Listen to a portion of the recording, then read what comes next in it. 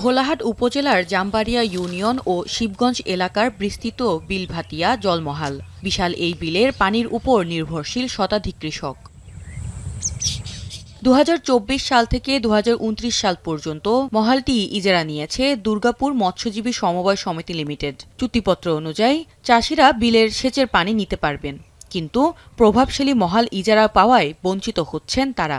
পানি না হলে কি ধান মরে গেছে, সম্পূর্ণ ধান মরে জমি প্রতি পড়ে আছে, আমাদেরকে বিলে নামতে দিছে না। ইউনিয়ন অফিস গেল, ডিসি অফিস যাওয়ার পরও কাগজ তোলার পর দেখছি যে 14 নম্বর পৃষ্ঠাতে পানি ছেঁচে কোনো কাজে ব্যবহার করতে দিতে নিষেধ নাই, তারপরও এরা দিচ্ছে না। এরা ওই সব ধরনের আসা কিছু যদি বলি যে আমাদের পানি ছেঁচতে দাও, তারা এখন টাকা চাই, টাকা না দিলে আমরা পানি দেব না। আমরাকে পানি ছেঁচতে না দেওয়ার কারণে আমাদের ধান মরেছে।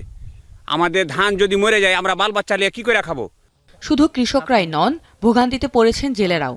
আগে 1250 টাকা খাজনা দিয়ে মাছ ধরলেও এবার ইজারাদারদের দাবি 10,000 টাকা। মাছ মারতে পারে না, মানে প্রতিবাদ করতে গেলেই মামলা, প্রতিবাদ করতে গেলে যে ওকে ধর।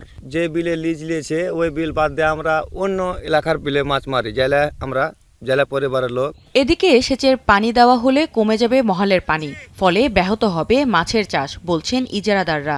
যদিও বহুবার চেষ্টা করেও ফোনে যোগাযোগ করা সম্ভব হয়নি তাদের সাথে। চাষিদের সেচের পানি দিলে বিল শুকিয়ে যাওয়ার সম্ভাবনা আছে কিনা তদন্ত করা হচ্ছে বলে জানান এই কর্মকর্তা। বিলে যতটুকু পানি আছে ততটুকু পুরাটাই সেচ করলে পুরাটাই শুকায় যাবে কিনা। আসলে বিল শুকায়ে যে একটা ওয়াটার বডি যে আমরা যদি পুরা শুকায় দিই, সেখানে যে ইকোসিস্টেমটাও ধ্বংস হয়ে যায়। বিলের তলা শুকাইলে ইকোসিস্টেম ধ্বংস হবে, আমাদের যে দেশীয় ইন্ডিজেনাস যে সমস্ত মাছ সেগুলোও ধ্বংস হওয়ার একটা সম্ভাবনা থেকে যায়।